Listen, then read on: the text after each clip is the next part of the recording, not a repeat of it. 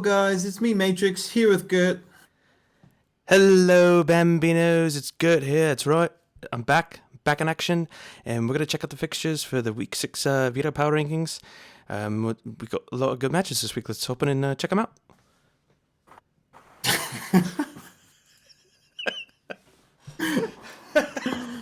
We don't need, we don't even need to tell people that we're not actually good. Matrix. They already figured it out. No, Gumi won't know. He'll listen to the first 5 second intro and skip to the end. Yeah, yeah. He's just skipped to the power rankings where he's curious to figure out if he's still first or not. But yeah, Saki and Goomer here again with another power rankings. That's right. This is week 6. I already pulled up the next slide. So I guess let's hop in and talk about kill leaders, matchups, and then go from there. Yeah. Free Marino has been here before, back on top. No surprise. Otto's been kind of dominating this season. Along with Toots right below him though. And you know what's actually really interesting. Is that Toots has two of the kill leaders here, which I mean, he must just be utilizing these mons so well. I mean, not to discount Toots, but he's the game 3 king. So That is he true. does get all this. He loves. I was gonna say he loves providing content for the league. You know, always dragging these games out to game threes just to crush his opponent's dreams. Right, exactly. He just wants to make it dramatic. He's just giving us content. He could 2 everybody if he wanted to, but Yeah. I do love seeing the Moltres is something that's interesting to see up there. I know we've talked about the Doug trio all the time. The Suicune I really like seeing up there. That's probably, I don't know. I do have a soft spot for Entei, but Suicune might be my favorite legendary dog. Um, but I like seeing it up there. And it had a really cool set this week, by the way, which we'll get into. And then, Um, oh, I go was ahead. gonna say fun fact. How many times do you think Otto's Pre-Marina has died this season? Oh, I know this answer, so I'm not gonna say it. We'll let the viewers guess and comment down below then. Yeah, yeah. Comment down below. No peeking. Just remember, Yeah, and then you can if you played auto, how many times did you kill his, take down his Primarina? Just right. Yeah, and check after the video then. yeah. Check Uh, check the VDL site. and it has 16 kills. So 16 kills. yeah, I don't know. Um, Interesting. It's crazy. Well, I mean, yeah. Do we want to jump into auto then right away? Yeah, well, yeah, we got a lot to talk about as far as auto goes this week. So, but yeah, let's hop into that first match, which is you against auto. Yeah, and I must say the check marks being on all the right side and all the left side is very soothing this week. Very aesthetic. It really is. It's kind of I don't know how it ended up like that, but yes, I had to endure the wrath of the slow bros. I was looking at the matchup a couple weeks ago, and I didn't think it was too bad. Like it didn't look great for sure, but I mean I've definitely been struggling with my team. But then when he made his trade for Stonejourner for Omastar, which I don't think he's utilized Omastar at all this season, so good, good to trade there from Otto. Um, and yeah, that Stonejourner was super annoying with the prep because Rock is just good against my team, and with that Bisharp, holy crap, that put on so much offensive pressure. Um, Yes. because he can obviously he had the Scarf Stonejourner. He can go for fast rock slides and potentially flinch. He can go for the Rock Tomb, which was an awesome tech, lower the speed, and then at -1, Bisharp pretty much outspeeds anything and just go for power spot, stab assurances. Oh my goodness! And with Defiant, yeah, you can't intimidate him. So extremely, extremely threatening lead. And Otto, I mean, he just brought the heat with that Stonejourner this week. Um, it, and I know it's kind of funny. The only week I lose my footage is when I get destroyed, of course. Actually, I got destroyed by Rebellion, and I kept that one. But um, I think I've got my issue figured out. The problem is I had too much space on my laptop taken up from the videos, so I just had to clear some more space out, and because it like ran out of room out mid match while it was recording, and so I didn't have time to like fix it. Yeah, yeah, yeah. Um, no, I swear. No, but no, I should have the rest of the videos. You know, yeah. When you and Gumi destroy me, I'll have the videos. Don't worry. Um, so yeah, that was a really good showing from Otto there. I don't even think I saw his fourth mon in either game. Yeah, I mean he didn't even utilize the Ndidi, which I had prepped a good amount for. And yeah, he didn't even need to utilize it this week. He just threw in that Stony J and went to town. That's Stony J. Yeah, the amount of like pressure that had was insane. As I was watching the game, I was like, oh my gosh, you need to make, if you want to come back or make these, have a chance, you need to make like all the right calls, literally all of them. Yeah, And I mean, it's I was so I had Scarf Hitmontop out there, which maybe wasn't the best bring, but whatever. Just trying different stuff, and I should have just always clicked close combat into Bisharp, and I never really did, which was kind of silly on my part. But yeah, with Scarf Hitmontop, I maybe could have done something, but I mean, I figured he might have been Sash, which he was. But I was always worried about like a pre-marine switch in or something too. But being scarfed into close combat isn't the worst thing, especially because I could hit Stonejourner or um, Bisharp with it. But that game one, I went for the Sunny Day, hoping he wasn't Scarf. Then once I saw he was Scarf, I just knew I was screwed because I was hoping to just get that Sunny Day off, get the Solar Beam off, take out the Stonejourner, and then because I figured he might protect. But the thing is, even though I figured he might protect with Bisharp, close combat was always the right move because um, then you're scarfed into if it. he doesn't, because I'm scarfed into it, yeah. So it was kind of silly. The other thing I could have done was protect Dente, and then he wouldn't have known I was scarfed into Sunny Day. So um, that was also a potential play I had, but Yeah, that actually would have yeah, been nice. And you really needed that. Like the Primarina was assault vest, so like if you got the assault vest Drapion into position against it, it actually looked extremely good. But just getting through that lead was just seemed to be so difficult. yeah. I honestly probably did not prep for the Stonejourner enough, and I mean, even though I knew it might come, I kind of just in my head thought like, oh, I'll be able to deal with it. But that combo just with the Bisharp lead was extremely threatening because I was a little bit more worried about like you know power spot uh expanding forces or something like that. But um knowing Otto, he brought the right stuff, and he smoked me. So good for him. Otto, yeah, pretty unbelievable season and another really good set. Otto, your nemesis, but I don't know. We'll see. We'll see what happens in playoffs, Yeah, assuming we get there. The next set was one of my favorites of this week. it's a cool set. The Bristol Weavers they take down the Waterloo Warriors 2-1. I thought they dealt with, well, first of all, they played really well. And they dealt with the Warriors' hyper offense extremely well. They had the Sash Urshifu, they had the Ndidi, but they were prepped very well. So what the Beavers had is, first of all, they went up. The Warriors had the Zoroark, which is always so scary. And so Yeah. I was really impressed with the turn one play by the Beavers because he led the Latia or the Lipard and the Latios. And I mean, you're not really expecting Lipard to be super offensive, right? You're expecting it to be like more of a setup mon. And so the Warriors bring out classic combo Ndidi and, what appears to be Urshifu. Now, if it is Urshifu, that thing can go for an ice punch into a protecting Latios, right?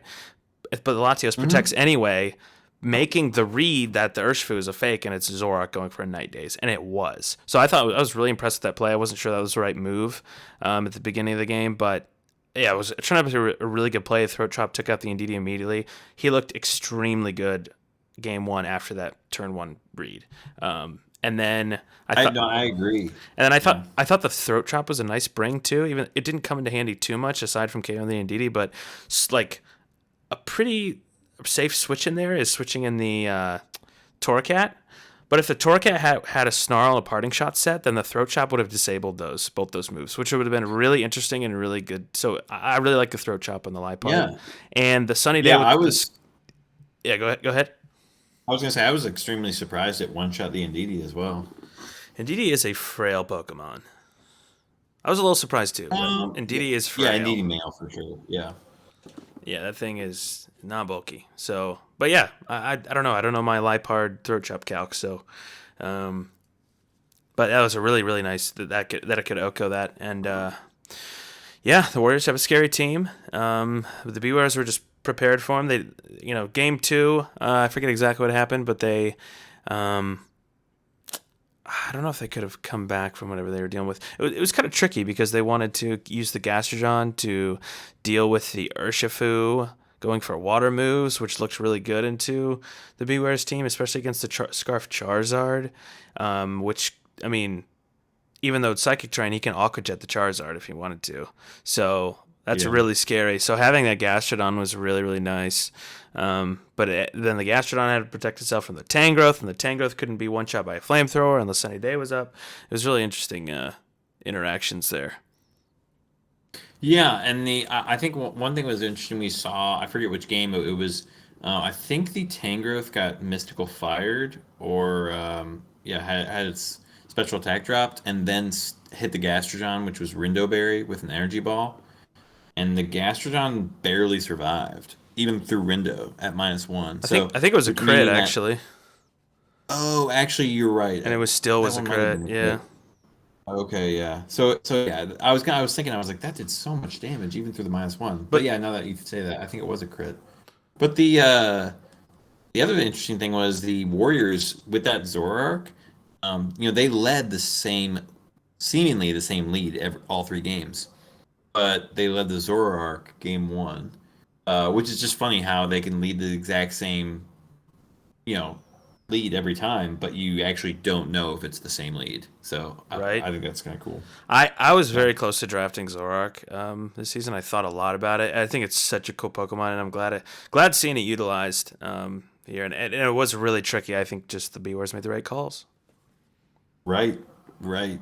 Um, so yeah, the Beware some nice brings, and yeah, they utilized their team well.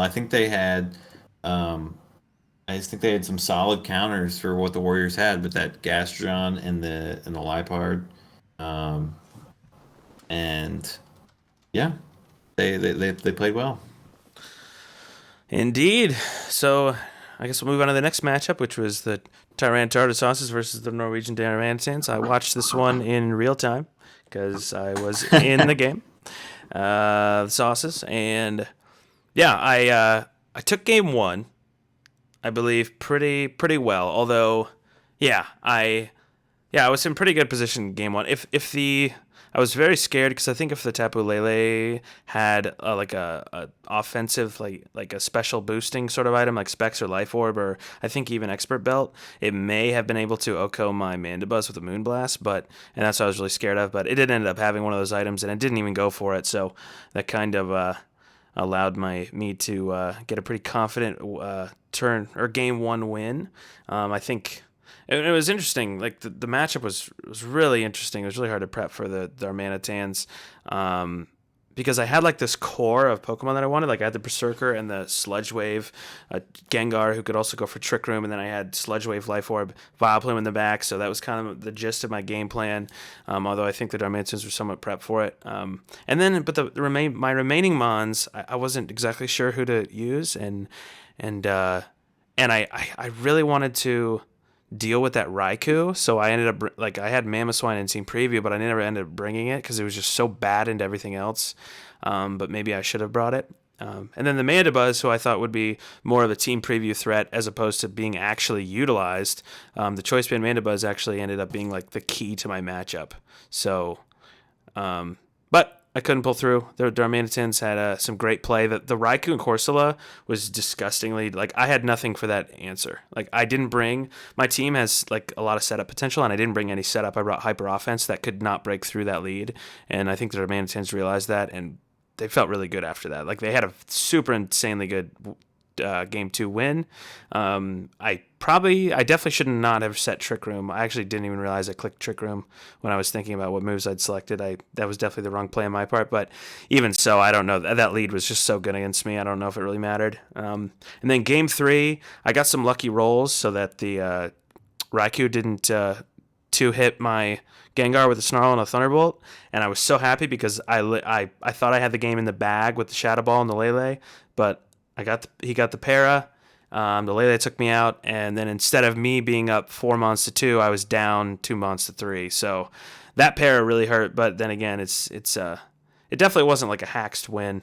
I was lucky. Yeah. I was lucky to have survived from the rolls, and then you know just lucky to be in that position anyways, and those things happen. So I know we talked a lot about it after the match, but I think it was definitely deserved by the Manitans to take those games. So games 2 and 3, I don't think it was a hacked win. It just hurt in the moment.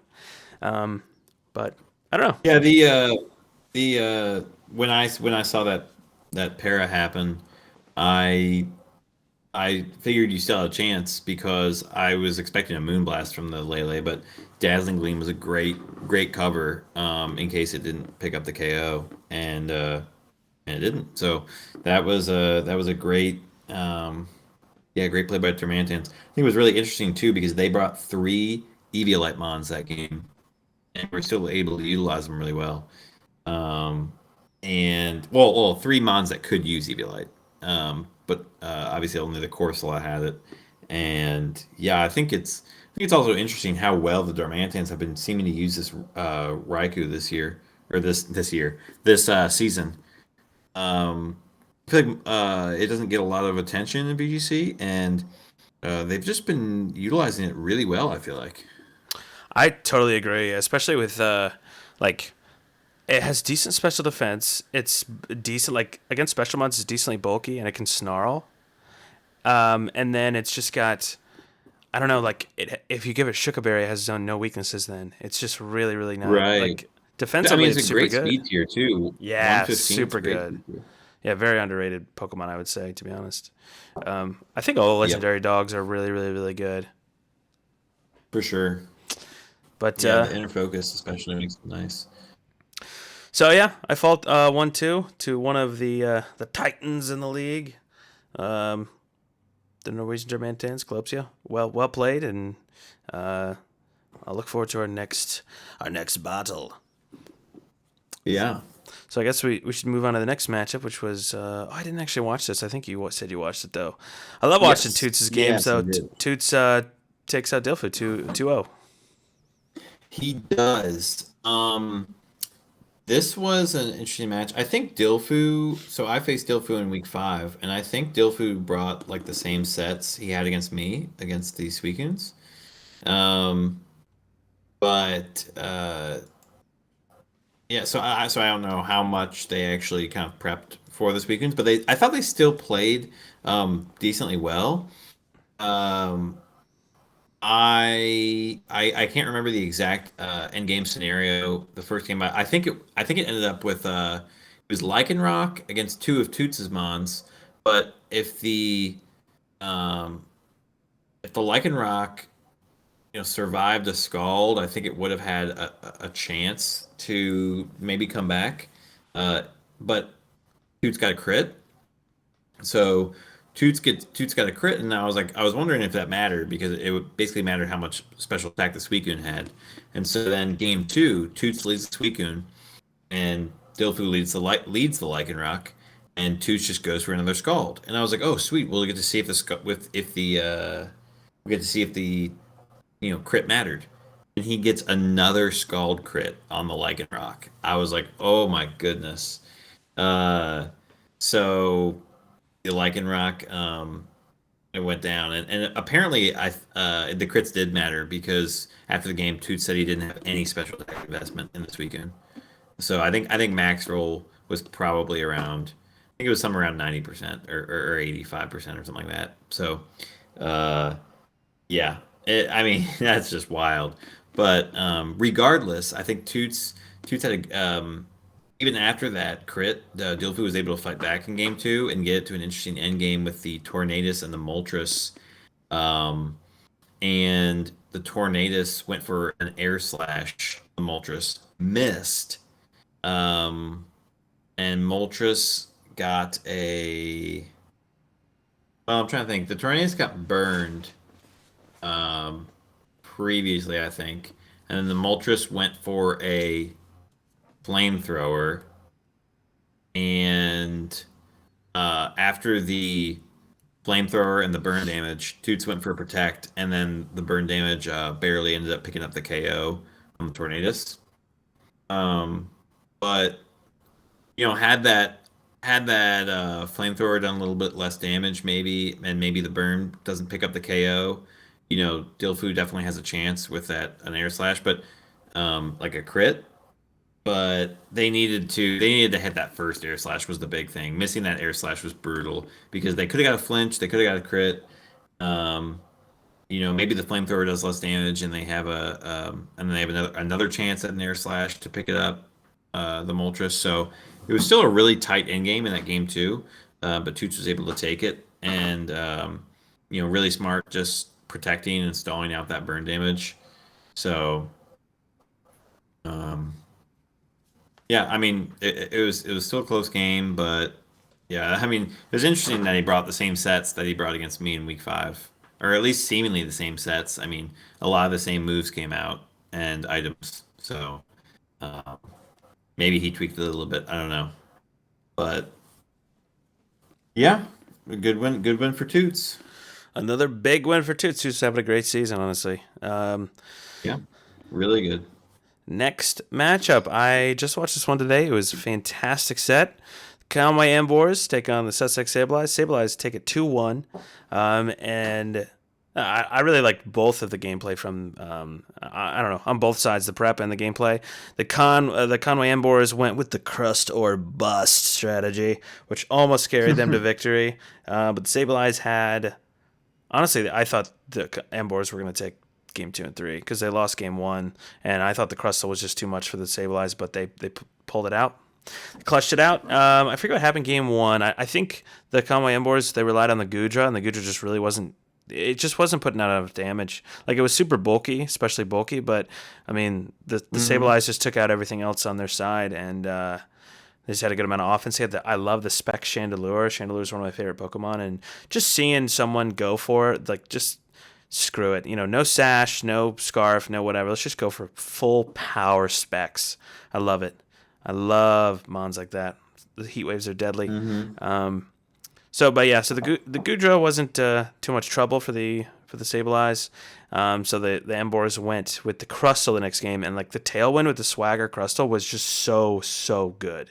Like, it was just OHKOing the Braviary. It was OHKOing the Mr. Rhyme. It was doing OHKOing the Chandelure. It was doing a lot of damage. It was 2-hit KOing the Tapu Fini with a attack boost. It was just an absolute menace. I'm sure Batista's proud seeing someone else utilize the crust. So, but I think game 3 was really intense. So the Crustle was pretty much in position to sweep, but the Tapu Fini ended up getting a waterfall off. And Mr. Rhyme was still in the back and had Ice Shard. So the waterfall didn't quite finish off the Crustle. And that was their one moment to kind of take advantage of, attacking the Crustles with that Tapu Fini. So Waterfalls gets it, pretty low in the red colored health. And then the Mr. Rhyme comes out and Ice Shards it to finish it off. If they weren't able to finish it off, or they didn't have Ice Shard, that Crustle was going to sweep and win the game. So, well done with the Sableyes. But the Sableyes, honestly, both of them played really well. Anything to add there, Goomer? No, I think you did a good summary. I thought it was a really good set. So, you want to talk about Sylvalis versus Crocodile, since I did not get to watch the match? Yes, I did get to watch this one. Really quick games. I feel like these games, like, there wasn't a lot of like crazy stuff that came out. I felt like it was kind of just about positioning and kind of which mons they brought to counter each other. The Crocodiles had that Scarf Jinx, and they hit the Spectrier with it. Sylvali's utilizing some of their trades, and then yeah, recognizing that it was going for another Shadow Ball, they swapped into the Beware to take it. So good read by them. And we I'm trying to think what else happened in that game one. Um, I can't think off the top of my head. I know in game two in game two it was interesting because the Sovalis had they led Coco and Beware and they went for a Dazzling Gleam Rock Slide, and the Crocodiles used that trusty Doug Trio, and I'm not sure what the item was, but the Tapu Koko survived an EQ from the Doug Trio, so that was really surprising. And the Beware just leftovers Beware I thought was an interesting set. Just was going for rock slides and just taking KOs. Picked up the Emolga after Dazzling Gleam and one shot the Jinx, I believe. Um, and then yeah, the Somalis just had the speed advantage with the Coco and the Noivern outspeeding everything on the Crocodiles team. So they were just able to always kind of put on pressure and um, yeah, took out the Crocodiles. So good job for the Zavalis picking up a win after utilizing some of those trades that they made. We'll see if that trend continues. A couple more wins, and they could be a playoff team for sure. Absolutely. I like watching his videos too. Um, Yes, I'm not even gonna attempt it. very. I'm not gonna attempt the German accent though. It'll be even worse than my English one. um, all right, this next match was this posted? Did I I don't just? think it was posted. I did not see it. Uh, Do we know what happened? I mean, we know the Massachusetts Manitans ended up taking it 2-1 over the Irish Incineroars, but I don't know if I we know the usually details. just check. I usually just check the videos. I don't know. We can look at the battle report. Hmm. We may just have to wait for the. We may just Yeah. have to wait for the video to come out. I know it looks like. Yeah, it looks like Taco brought the Jealous and Mudsdale, Thunderous, Torkoal. And Torkoal's actually decent into that Dracovish, making those vicious Wrens do a lot less. But what's interesting is the Incineroars have Venusaur who can utilize that chlorophyll. So um, it was probably an interesting match because it looks like Taco brought Torkoal game one and he won, brought it game two and lost, and didn't bring the Torkoal game three. Um, whereas the Incineroars brought Sigilyph game one, and then they swapped that out for Togekiss games two and three, but still ended up bringing the Dracovish, Nidoqueen, and Venusaur. So both teams making adjustments, and yeah, I'm sure this was a good match because Taco got jealous in all three times as well. So opting for Trick Room, which I don't really know how the Incineroars deal with Trick Room, bringing the Dracovish, Nidoqueen, and Venusaur. So I don't know. Yeah, I wonder. I wonder if it was a big trick room game for the Manitans.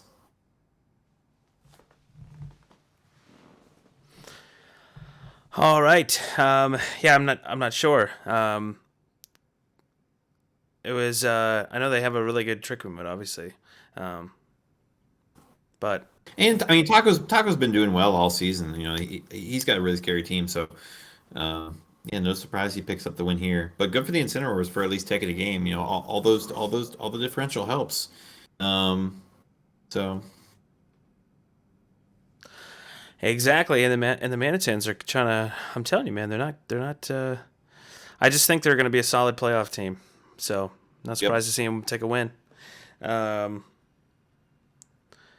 so I guess our next matchup we can talk about. I really liked the gameplay here from Rebellion, who takes a 2-0 over Brisbane Blazekins. I thought it was sort of funny.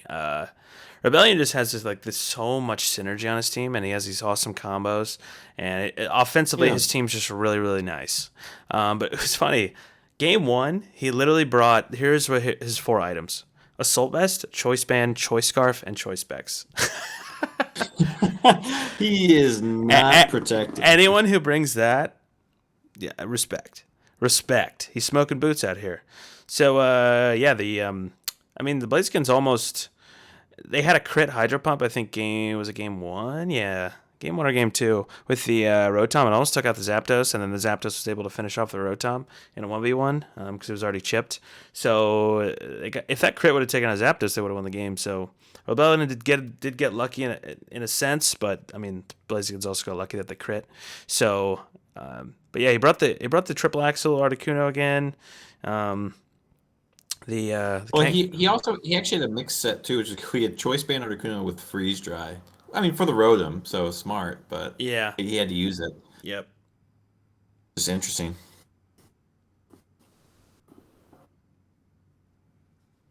So I just thought it was really. I mean, Rebellion's team is just so good. That's why I ranked him so high. The Blazekins had a scary. Like the Darmanitan was also really threatening, and the Talonflame. Obviously, that combo is really hard to deal with. But the Kangaskhan fake out's always annoying against that hyper offense combo. So that was really good for Rebellion, and then also the water mode. The rain mode for the next, game two is really nice. I think that was the weakest Darmanitan Flare Blitz I've ever seen on a Steel Pokemon. I Like agree. it was Akaberry in the rain. Even if it wasn't Akaberry, they would have survived. That's insane to me. Like the Sheer Force Flare Blitz not OHKOing a Pokemon being super effective just because the Reflect and the rain and then it had the Aka. That was just super well prepped by Rebellion to go for that. But I liked from the Blazekins. I liked the Trick Lagging Tail on the Lopunny. I've thought of using the Klutz Trick tech in other ways, but I've never thought about the Lagging Tail, and I really like that tech. One of my favorite techs from this week, actually. But Yeah, they didn't have I it. think. Sorry, go ahead. Well, I was gonna say, I mean, yeah, it's definitely a cool tech. I think in that scenario, something else could have been better potentially though, because like the trick lagging tail got the on the Seismitoad, like then you have the speed advantage, but like what do you do with that speed advantage, right? Because um the I don't think either Mon was able to like get rid of like if the Blazekins had like a grass type in the other slot, and were as able to like take out the Seismitoad the next turn, I think it would have been really useful. But um, like for example, if the Lopunny had just faked out the Klefki and then like it didn't get a rain dance up, and then the Darmanitan could have just like flare blitzed it without the rain, potentially picking up the KO. You know, um, there's a chance there. I don't know, but yeah, I'm not sure how useful it was in that scenario, but certainly an interesting tech to bring. Yeah, but Rebellion's team just proving to be. I mean, super strong. He just, like I said, he has so many combos, and you can't prep for all of them. And if you don't prep for one, it could just completely destroy you. And like the Kangaskhan's hard to prep for. All the Doug trio with the birds are hard to prep for. The water. Hey, Yep. I mean, Yep. it's just so good. So next matchup we have is two teams that I've been really bad about watching their games. The Majestic Park Slowpokes and Stinglake Ramombi. Slowpokes take it 2-1. I wonder if they brought the coughing Regigigas. Or do they even still have No, they those? traded the Coffee Okay, Rodriguez. that's what I was. I couldn't remember. I was like, I thought they traded And him, what do you but know? And what do you know? A win, a win. I know they Um, traded him. So yeah, they took. well, Sorry, go ahead. I was gonna say, yeah. Did you see? So, did you see the game or no? No, I did not. Yeah, they brought some of their trades, the Runerigus and the Azumarill, which I mean, if you've ever watched Aaron Cybertron Zhang's video, he used a team that used an Azurill and Runerigus, a similar strategy. But yeah, he so the Slowpokes actually they aqua jetted their own Runerigus one game to give it weakness policy and huge power. So with the Wandering Yeah. Spirit. Oh, I love that tech. Yeah, so So, good. yeah, just dishing out big damage, and the it was a really intense set, and it was tough to see in the end because the Rabombis had an end game scenario where they could have gone for a sucker punch on the Runerigus, and I think he went for the foul play instead, but it was under Trick Room, and so the Runerigus went first and just dished out big damage, and the Slowpokes were able to get the win. But it was sad to see the Rabomis be right at the brink of getting a win, and then just not clicking sucker punch. So we've seen that actually twice this season. Once in the Crocodile Toots game, and so yeah, tough tough matchup for them. Um, it was it was a great match, and you know yeah, sometimes that's just happened in the moment. You don't quite think of stuff like that. So The Brumbies always have good sets, and they started off really hot this season, and they've taken a few losses now since then, and but they're still definitely a big time playoff contender. They're definitely in the running, and yeah, they always have good sets, and even if they can't pull out a victory, they always make it close, and yeah, Mono Poison proving to be better than Mono Bug, although both really awesome typings in my opinion. I love both those I typings. think I kind of like the mono poison team though. It's really interesting. It's tricky. Poison just seems like a trickier It is. typing, but It's bug cool. Pokemon are so cool. Honestly, both of them are so cool. Yeah. And we're always wondering what's Batista gonna go with next. Is it gonna be Fairy? Is it gonna be Steel? Is it gonna be normal? I don't know. Oh. Normal would be cool. I don't know. Um, anyway, let's move on to the next match. His debut this season. Gert and the Old English Ice Cube versus, they take a 2-1 over the Rolled Gold Pretzels, the big boss Rolled Gold Pretzels. Gert played extremely well. I'm trying to recall the details of this match, but I just remember thinking Gert played this extremely, extremely well. And this was a Well, he very had intense so match.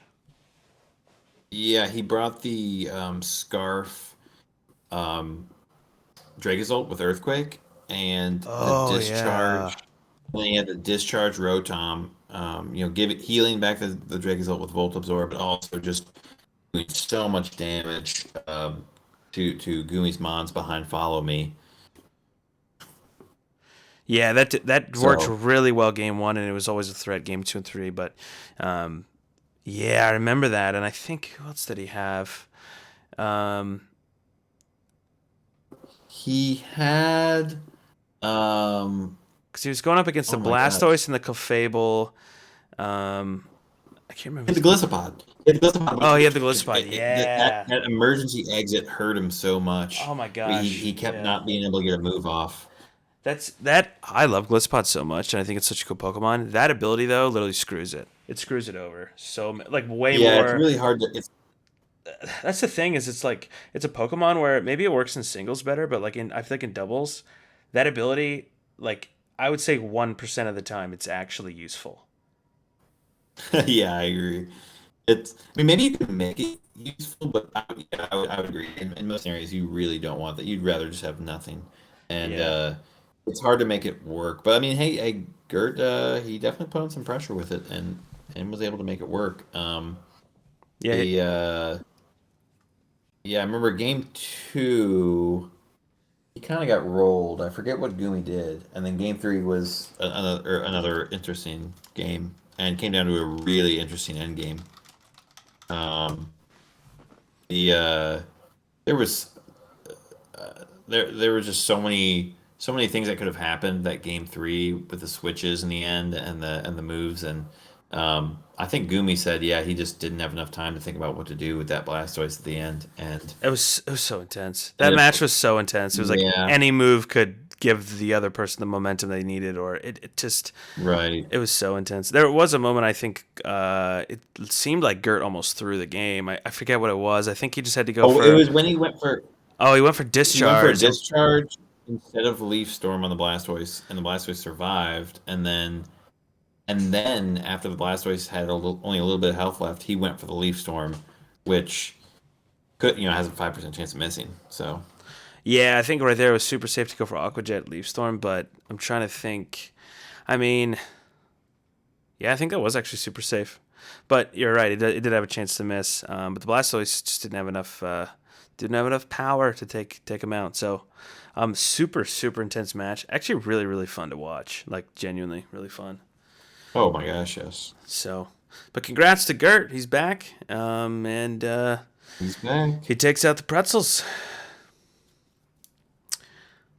So the last game we're going to talk about last match is Northampton Celestials take a 2-1 over the St. Lucia's Luxrays. I didn't watch the entire match. I watched some of it.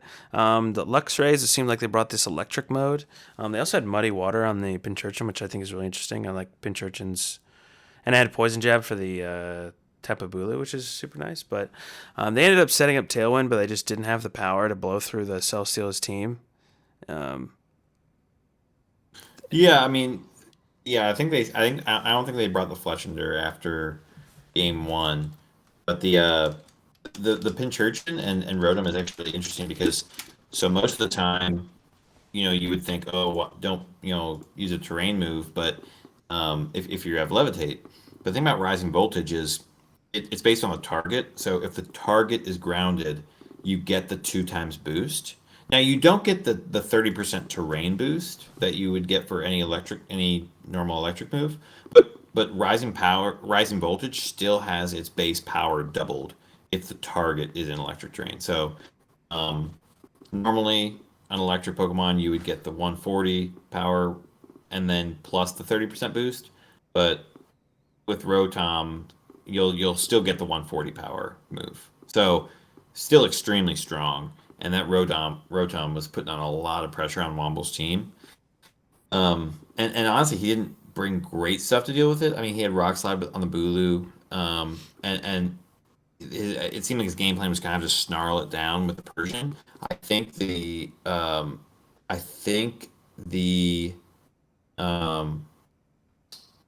Luxrays needed to get rid of that Persian as soon as they could because it was just really annoying as a support, and I think so. I think taking that out early would have been helpful potentially, um, but yeah, the rising voltages were a really nice bring, and like you said, the poison jab, the coverage for the Pinchurchin was really cool.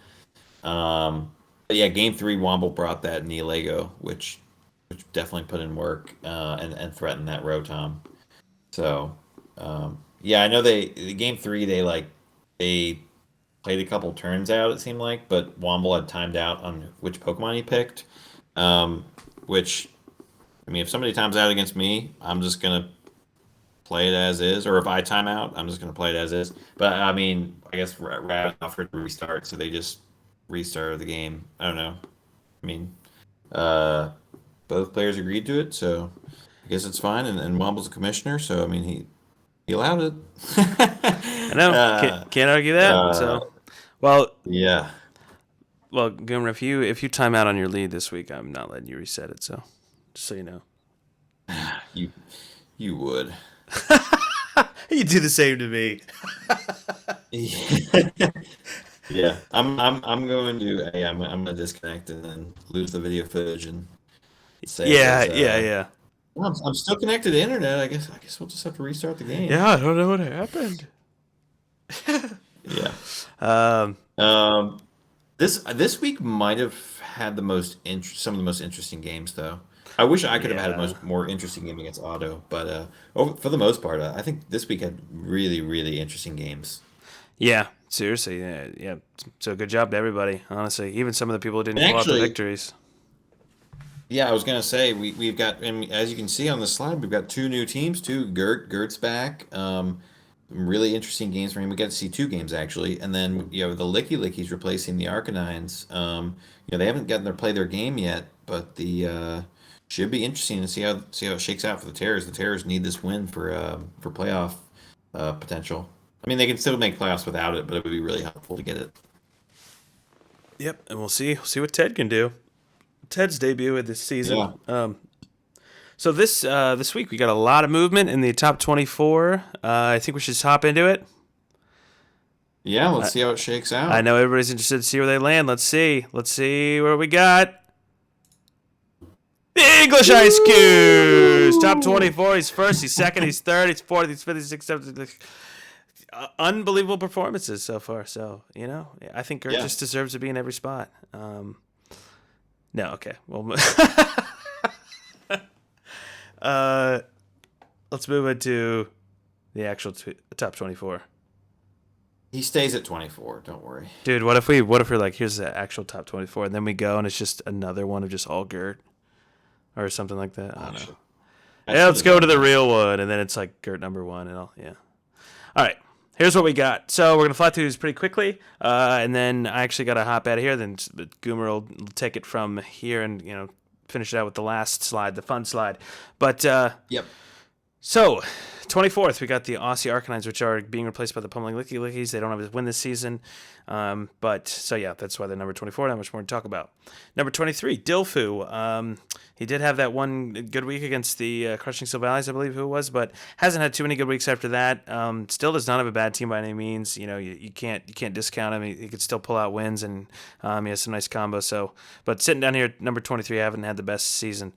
Killer Crocodiles, same thing. They've had some really good games. Some games they've seemed really confident and they had really good game plans, but they just haven't been able to get all the wins. So number 22. Number 21, Iris and Cineroars. They had a couple big weeks, and I know we kind of messed up their record at one point, but I think they're what are they 2-4? They're 2-4. Yeah, they've had a couple 3 game sets. They haven't Yeah. quite been able to clutch out. They had some good games. They definitely have potential. Yep. So then the Tokyo Terror is kind of in the same boat. I think they're 2-4, 2-3. They're two and Um, three. We haven't seen their week 6 game, so yeah. not too So much to talk about. yeah, maybe they could be higher than this. But anyways, as usual, cool logo, love it. But sitting down here, they haven't got as many wins as they'd hoped. Same with the Blazekins, not as many wins as they hoped. Still a very, very scary team, very threatening, hyper offensive team. I think they were our number 2 rated team at week 0 power rankings. And I still believe that they can do really well. They just haven't been able to clutch out some of these games. Honestly, all these games are so close. No one's really getting blown away. Um, and then I guess we'll move into the next row. Yeah, number 18 Warriors. I mean, Warriors could easily be up on this top row. I think that they've had some tough 3 game sets. They have an extremely scary team.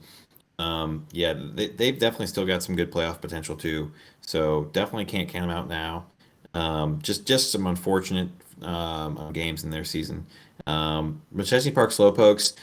They took a little bit of time reorganizing their team, getting rid of that coughing Gigas, and it should be interesting. Now they made some trades. They got to win against a good team, Batista. So yeah, should be interesting. Lux Rays. They've had some really intense 3 game sets. I've loved their play this season.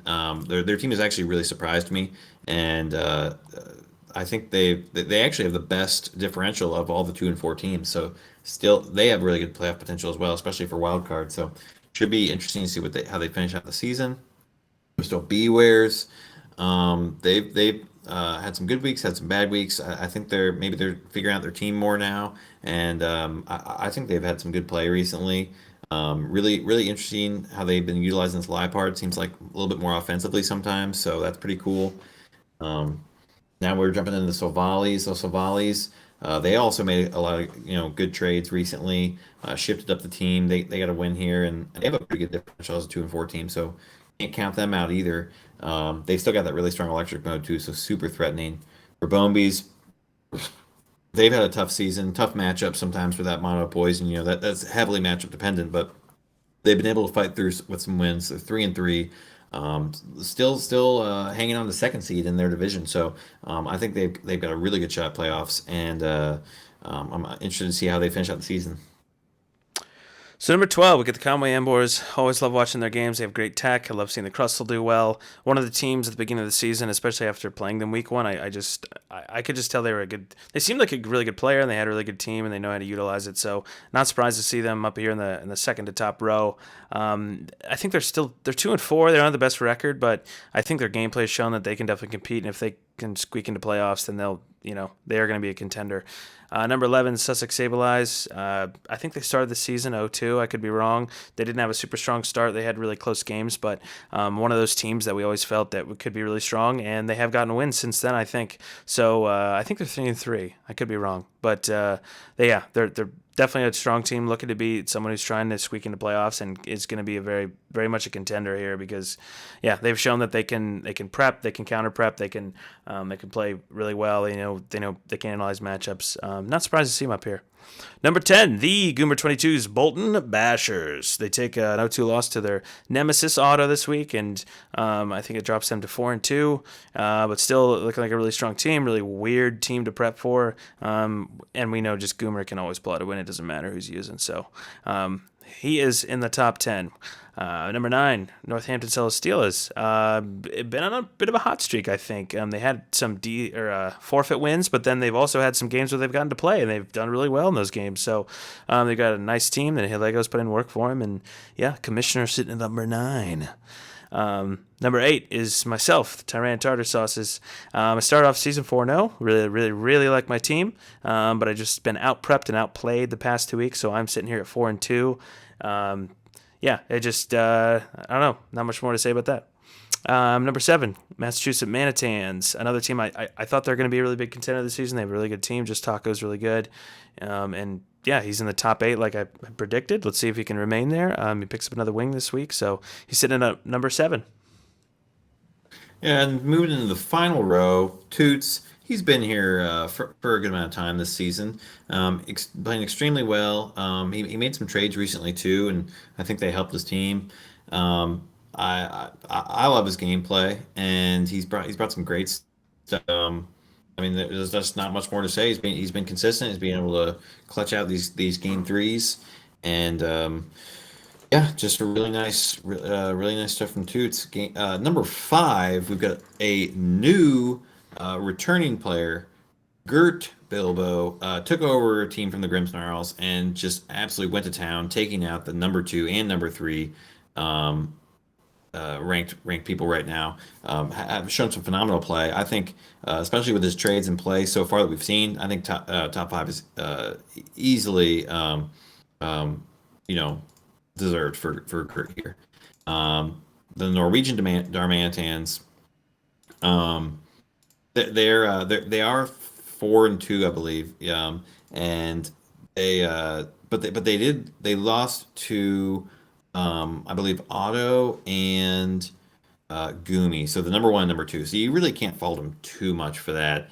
And they've been playing phenomenal. They have a great team, extremely scary team, and honestly, I feel like they haven't played bad any. They've made all of their games have been extremely well played. So, number 4, well deserved for them. Rebellion, he's been bringing the heat. He's been smoking boots left and right. That's Gert kind of set him back a little bit, but even so, Rebellion has been just showing he could bounce back. He got the 2-0 this week, and he's just been got a really scary team, and he's putting on the pressure, and it's hard to beat.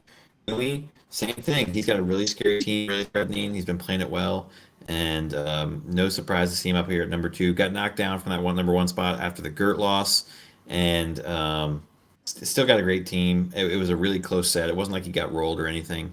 But yeah, number 1, Otto. Not only did Gumi lose, but Otto just showed his dominance with the trade, with the Stonejourner, and how well he can utilize it, and just totally smashing me this week. And so, I think Otto's just been playing phenomenal all season. No surprise he's at number 1 here. There's your top 24, and we can hop into the fun slide now at the end. Yep, and I'm actually I'm gonna have to dip out, unfortunately, but Goomer is gonna continue to talk about this last slide and kind of finish out the video. So here we go, and congrats to everybody. Right. Congrats to everybody in where they're placed right now, and good luck in week 7. All right, Goomer, take it from here. All right. Here we go, the week 5 topsiders. We actually had a really weird week. It was there was some upsets, there was some crazy games. It was really fun. Some replacements, but nobody got more than 7 games right of the 11 that have been played. Yeah, we got the Whalelords, Pretzels, White Rabbit, Rebellion, um, Blazikins, Darmantans, and Gert and the Ice Cues here. Um, they all got 7 games right, and yeah, you know what? I feel like Matrix just kind of he sets the cap of what people are allowed to get in predictions right each week. Matrix will get 7, and so nobody else can get more than 7. That's what it seems like. Nobody can catch them. So yeah, in our future site contenders, we've got these top three. Still at the with the Whale Lords, Pretzels, and Lux Rays. 75% of games, that's still pretty good. And 70% with the Pretzels and the Lux Rays, and it's still close behind, only a couple games. Gert's actually pretty close behind him. Womble and Rebellion doing well. I didn't do too hot in the predictions. I dropped a little bit here.